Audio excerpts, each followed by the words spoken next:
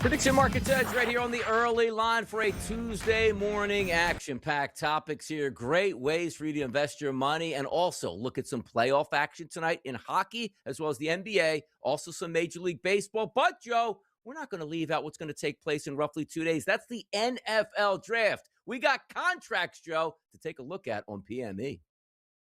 Yes, we do. We got playoffs. We got Major League Baseball. We've got the draft. We got a lot going on here this week, Donnie, and the predictive markets are perfectly set up for this.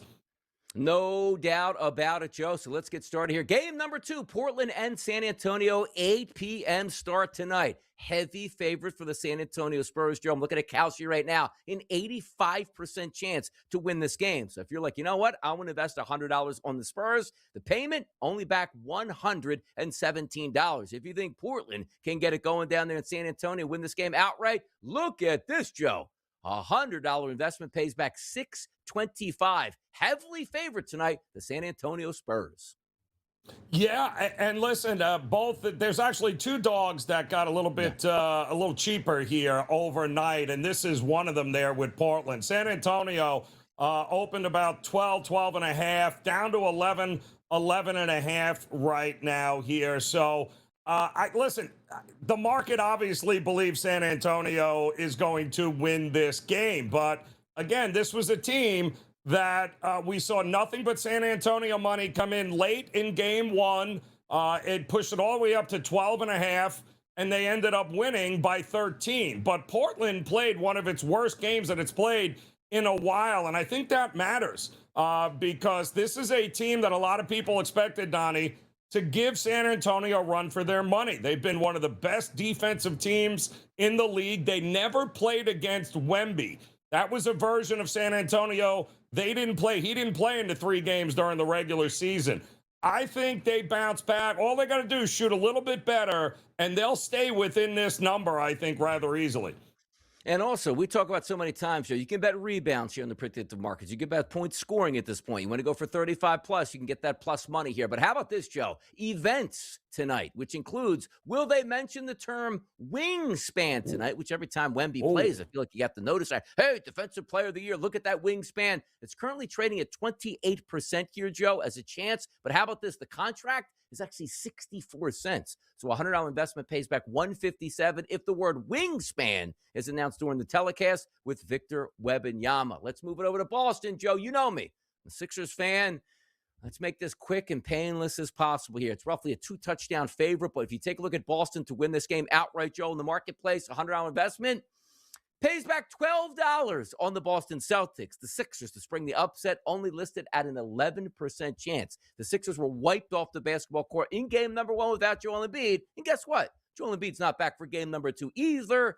Boston Tea Party or Philadelphia comes to storm the fort, Joe?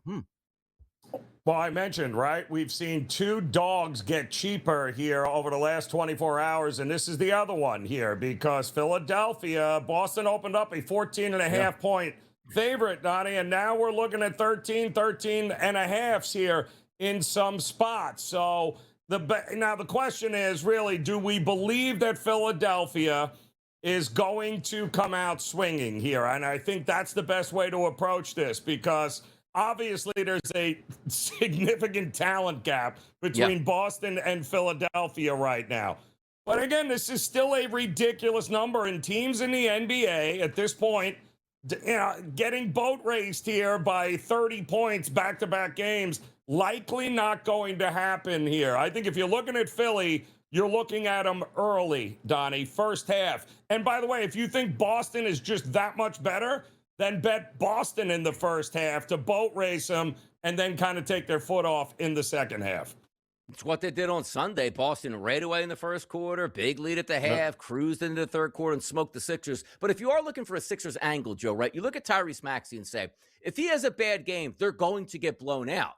But also, he can have a very good game and they can still get blown out. The reason I bring this up, Tyrese Maxey, 25-plus points or more tonight, $100 pays back $170 here, which, again, the contract is at 59 cents. But I just have that feeling like he's going to shoot 20-plus times tonight. They could still get blown out, but I do think he gets 25 plus points, even if they're close or getting blown away. Just some way to bet the Sixers, as opposed to, I think the Sixers can play within the number, and then it's 30-14 with 2 minutes to go in the first quarter. Like, why did I bet that here? Houston and the Los Angeles Lakers tonight. I like Houston in this game tonight. They are the favorites, Joe, currently trading on the Kalshi marketplace at 63% as a chance. And the contract, if they do win it outright, is listed at 65 cents. A $100 investment will pay back 154. We had Kevin Walsh earlier here on the early line. The question is, it looks like Durant's going to go, but as we know in the NBA, that mid-afternoon news cycle that goes downgraded from questionable to doubtful, or doubtful to out, or doubtful to probable. Make sure you're watching that. But as it stands right now, Houston, Joe, is the favorite. Yeah, so the market is basically telling us, Donnie, that Houston is still the better team, even on the road, even after losing game one. Yeah. But it's also refusing to move this number until Durant, what's going on with him? Is he in or he is out, right? I mean, that's basically what we're trying to figure out. I do think there's a little bit of a bump here in what the anticipated total is, right? Because we've seen this open up at 205, 205 and a half. We're seeing 207, 207 and a half. So that means they're expecting a little more scoring. And I can tell you right now, that is likely, whether Durant plays or not, that is still likely coming from Houston, who couldn't score 100 points on 93 shot attempts in that game. I agree. I think whether Durant plays or he doesn't play, I think totals, especially team totals, are the way to look here, specifically Houston here tonight. No Luka, as we know, in the lineup for the Los Angeles Lakers. Also no Austin Reeves, which means a lot of shots there for the old man LeBron James, playing right now basically, Joe, at even money. The contract is 50 cents. LeBron James has scored 25 plus or more points tonight. $100 investment pays back an even $200. Major League Baseball tonight. The New York Yankees taking on the Boston Red Sox. As you know, it's going to be cool conditions there in Boston once again. Boston heating up with the bats yesterday. Can they continue that today? The favorite, the Yankees, slightly right now live at Kalshi at 51%. Boston at 49%, Joe. It's your toss-up tonight in Beantown between the Yankees and the Red Sox. Yeah, so the question is, I mean, listen, Louis Hill, unfortunately, is not the same pitcher that he was prior to getting injured last year. And the good news is Boston doesn't exactly hit all that well. But the Yankees weren't hitting lefties right up until Cole Reagan showed up the other day in the Bronx. And then all of a sudden they could hit lefties. I think both of these guys are primed for a little bit of regression here, both early and Louis Hill. I think the bats come alive here. I think this is going to be an old-fashioned slugfest between the Yankees and the Red Sox here tonight. I like the over. How about this? How about that, Joe? Liking the over here. Do we like an over also on the ice? Because Boston's going to take on Buffalo. An exciting game, number one, that scored a ton of scoring in the third period. The Boston Bruins, the Dogs, once again tonight in Buffalo. Currently trading, Joe, at a 41% chance to win this game. So a $100 investment on the Bruins would pay back $244. The favorite Sabres, a 59% chance, and their market price is listed at 60 cents here for a yes contract, which would pay back $167 if they win. This game is going to be awesome to watch. Why? Buffalo looking to take a series commanding 2-0 lead, while Boston trying to get back into it. That crowd hyped once again in Buffalo. Yeah, and I think I'm zigzagging my way here, Donnie. And whenever you get a series with two teams I think are coin flip, whoever won the first, I'm looking to go the other way in the second game. And I think Boston will not give up a 2-0 lead in the third and melt away again. I think Boston comes back as a dog and wins this and ties this series up. And by the way, also similar to a sports book, when you take a look at these predictive markets, you think it's going to be a close game. You want a little added insurance? Well, how about take 1.5 on a plus 1.5 number on that puck line with the Boston Bruins? If you do that, a $100 investment would pay back $157, where you go to overtime, Joe, 3-3, you crack that beer open and know you got an automatic winner in the tank for you already. So many different ways to take a look at it tonight, but I love it. We got some baseball action we talked about. We got some action here, certainly in the NBA playoffs, and more importantly, Boston-Buffalo game number 2 tonight with a lot on the line here. You know what else is on the line? More draft topics up next. SportsGrid Network. It's how we do business. PME. We'll be right back. At the end of the day, LeBron's going to have to put that team on his back. Can he do it? I don't know if he could do it for a 7-game series. Can he give you like 2, like, oh my goodness, LeBron at 31? Yeah, I think he can give you a couple of those games. But it's about the other guys that have to step up. Pro basketball today, only on SportsGrid. Let me understand this, Joe. Are we going to have any broadcast games on TV anymore? It's all streaming? You got to pay to watch here, folks. That's just the way it's going to be, one way or the other. And I'm sure this will satisfy the FCC looking into the coercion that's going on here with the NBA NFL broadcast rights. Yeah, this is all par for the course, I think. The Early Line, only on SportsGrid.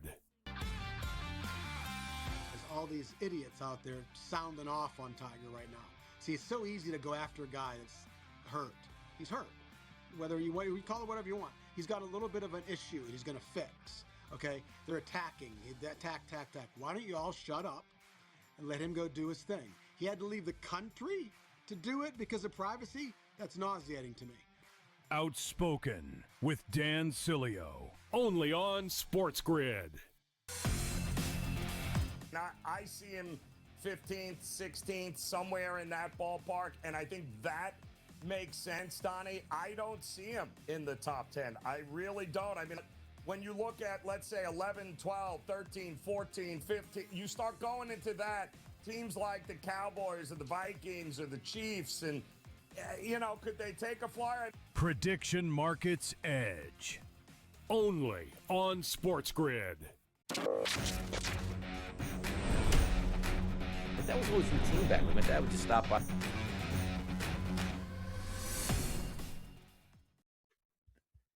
Right back at it here. Prediction Markets Edge on the Early Line. Hot Topics, Joe. Look, we like to talk about the NBA. It's pertinent tonight. We like to talk about Major League Baseball. They'll be playing tonight. NBA action? Absolutely. You say, well, what about the NFL? The games aren't going to start till September. Joe, the draft is this week, and we got some business to get down to with an AFC approach today. The Kansas City Chiefs, you are on the clock, Joe.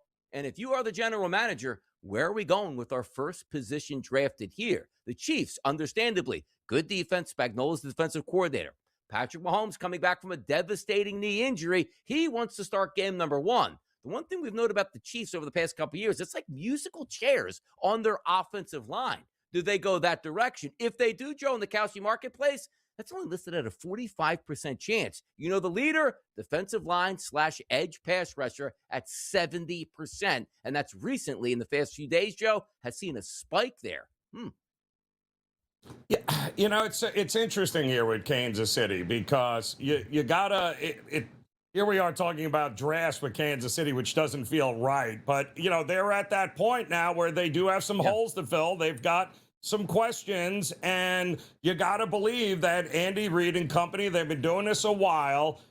They are going to fill whatever needs they have with whoever is left on the board. They're one of those teams, Donnie, where I don't second guess it. I think they have a need. They're going to take the best player on the board, no matter who it is. The only question is, do they like somebody so much they might be willing to maybe make a move on a little earlier? Time will tell here, but I think they're just going to start plugging and playing with the best players on the board at the position the most. Roughly 45 minutes ago, Joe, defensive line / edge pass rusher on the Kalshi marketplace was trading at 43%. Do you know what that chance is now up to, as we just talked about, Joe? 70%. That's a spike in the last hour. The closer that we get toward the draft, maybe more leaks out there, something to keep an eye on at this point. The Baltimore Ravens will do the same thing. Hey, that's Lamar Jackson on offense. Always can use a few different handy-dandy toys for him. Or Jesse Minter, new head coach, defensive guy. First position drafted. Leader right now, Joe, for them, that's actually offensive line at 60%. Tight end at 22%. Wide out at 21%. But right now, Joe, leading, that's offensive line.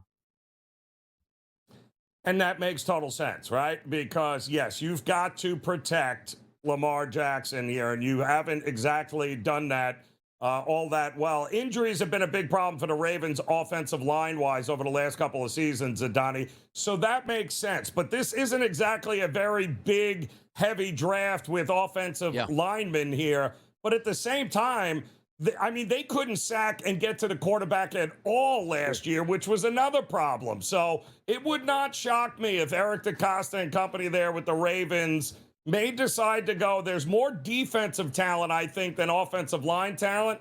I think defense is the way they're going to go.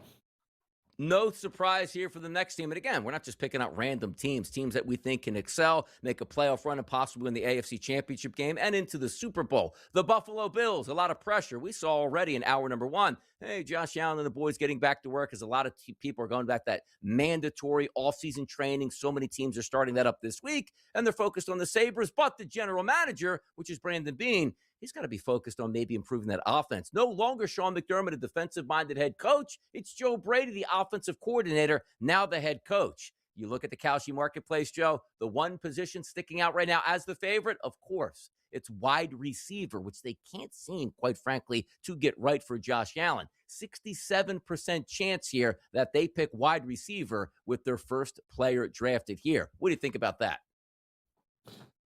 Well, don't forget, they did acquire DJ Moore, right, in the offseason. So they kind of went out and added that spot there. I think it's going to be interesting because I think they need defensive help, Donnie.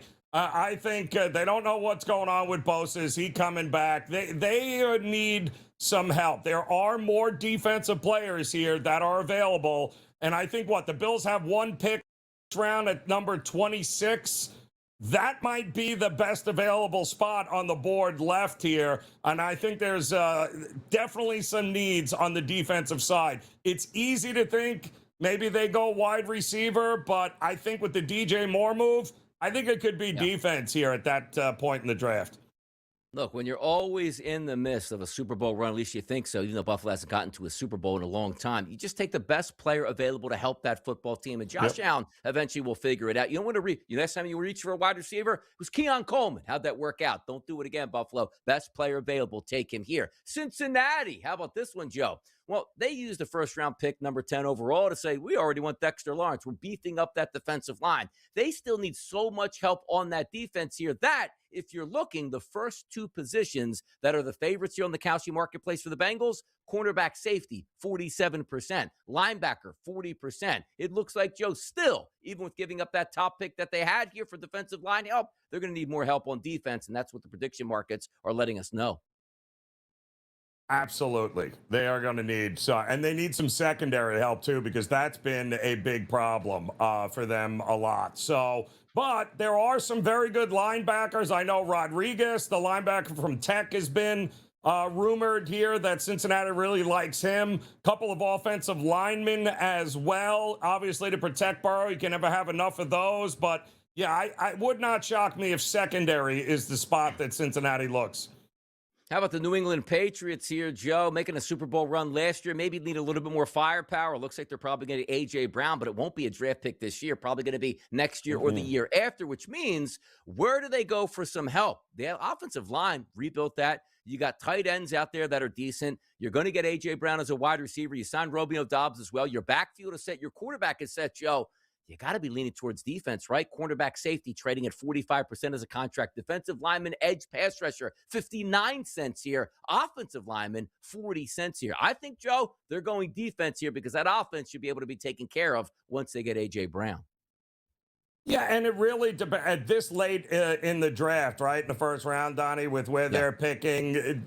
It all depends on what happens early on. If there's a run on edge rushers or defensive guys, right? And all of a sudden now you got nothing left but maybe some wide receivers and a tight end, well, then that's the direction you're going to go, right? You're going to pick whoever is on the board at the time. And don't discount maybe some offensive line help, too. They built that offensive line. They got some young guys, but they got to keep adding as well because that offensive line towards the end of the season wasn't doing a great job of protecting, Drake May. So that also could be where they head.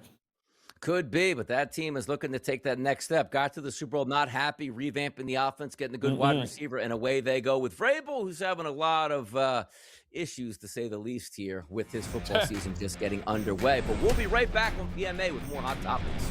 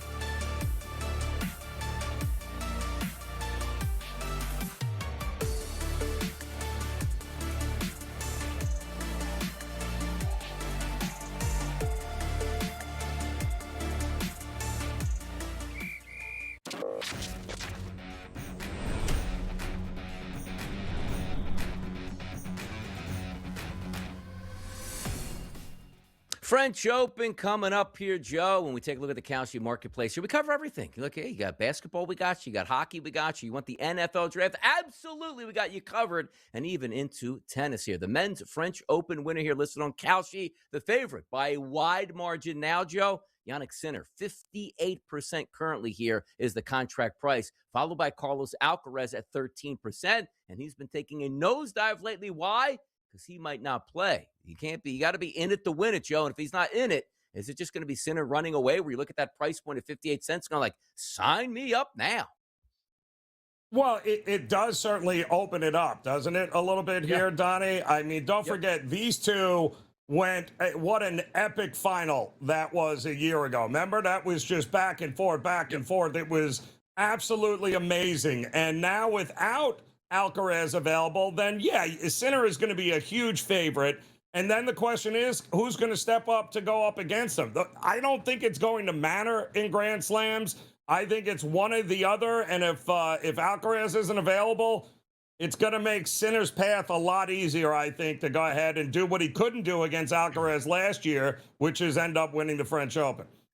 Now, Joe, we're a month away, and we know sometimes we get these updates, and maybe they're over-exaggerated. So we always like to say right now, like, well, yeah, just take Yannick Sinner is going to win this easy. But, Joe, the reverse of that would be, how about Carlos Alcaraz, a yes price at only 19 cents, which means a $100 investment pays back $527, Joe. Let's just say Alcaraz goes, yeah, I had a good recovery. I feel good. I'm going to head into it and give it a go, where now all of a sudden that contract, without him even playing, but saying he's going to play, Joe, not going to be 19 cents as a contract, and that's the way that you can play it off. So I know looking at it from a Sinner perspective makes the most sense, but it's not as if we're starting tomorrow and he's like, yeah, I tore my ACL. Of course, I'm not going to be playing. Let's see if he plays, but also keep an eye on that contract price if he does at least announce that he's playing. So Carlos Alcaraz, a Grand Slam to win this year, similar to the way we talk about the PGA Tour, Joe. Will Scottie Scheffler win a championship Grand Slam this year? 2, 3, and all 4 are listed, Joe. They're not letting me just bet one. What's the deal with that? I want to invest in one, Joe. Well, it was funny when he held a press conference and was talking about, what are you going to do? He's a 2-time champion at the French Open, right? So the comment he made was, I have a very long career ahead of me, many more years to come. So, maybe it all depends on what this wrist thing and how long it goes. I think that's the big unknown, Donnie. The easy answer is, well, listen, if he's able to play in them, he's going to win them, right? But he's not going to be in the French. He's only got a couple of more to go. Then if he's not available for the next one, well, then he'd have to come back after a wrist injury. I don't know. I might be looking at the no markets more than anything else. Yes. Yeah, to win 2 or more, the no contract, Joe, is 34 cents here, which pays back $295. You miss one, you got 3 left, and who knows if you're healthy, and also Sinners out there that might be able to steal some of those from you here. The no contract, not a bad option when you're taking a look at the predictive markets here. Let's flip it over to the women's side of things at Roland Garros. Who's going to win that? Ariana Sabalenka, 26%. Iga Swiatek, 22%. And Elena Rybakina, 12% here, Joe. How about that? Yep, you gotta love it. This also very much wide open here, I think, on the women's side. And last year's also, I mean, both the men and women's final last year was actually pretty crazy here. But yeah, I think those numbers, Donnie, more than anything else, will likely be. There's a lot of variance coming that way. Like you said, we got a month to go, and I think even on the women's side, I think the favorites could be any one of those top 3 by the time they hit the courts.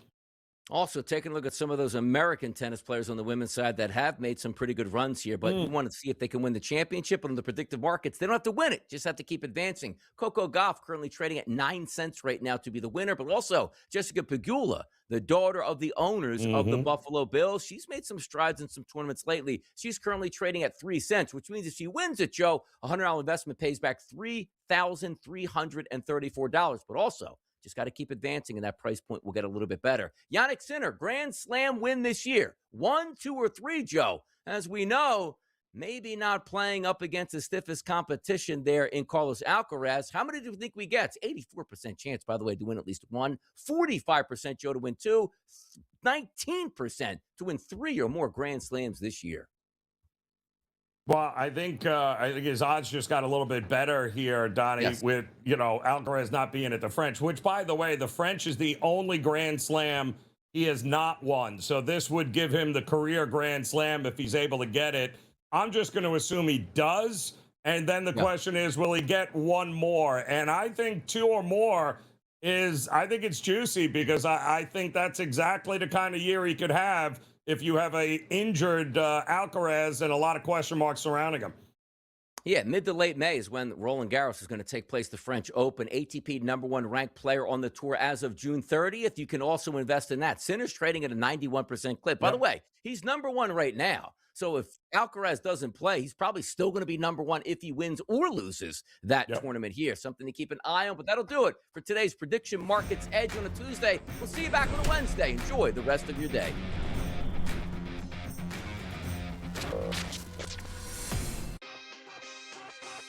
Process is closed. Let's call it out for what it is, right? And is it their fault? You could, they've been just besieged and Embiid, but it just continues, Kevin, right? As soon as he's like, don't worry about my health, and then here we are, right? I would have traded him a couple of years ago. I would have gotten ahead of the curve, Kevin. Game time decisions only on SportsGrid. At the end of the day, LeBron's going to have to put that team on his back. Can he do it? I don't know if he could do it for a 7-game series. Can he give you two, oh my goodness, LeBron at 31? Yeah, I think he can give you a couple of those games. But it's about the other guys that have to step up. Pro basketball today, only on SportsGrid. Scottie Scheffler, the best golfer in the world. How many majors will he win this year? And if he does get 4, Joe, that's currently trading at 3 cents. So a $100 investment actually only pays back $333 at this point, which is kind of insane when you ask him to win all 4. Joe, I told you already, sticking to my guns. $100 investment on no majors. None over the next 4 this year. Prediction Markets Edge, only on SportsGrid. You build teams in the second, third, and fourth round, right, Donnie? Yeah. That's where you build. That's where you get the depth. That's where you build the team. So teams looking for draft capital very much could be alive and well in this draft coming up because there's just nobody to mortgage the future for because you need your franchise guy. They're just not in this draft. The Early Line, only on SportsGrid.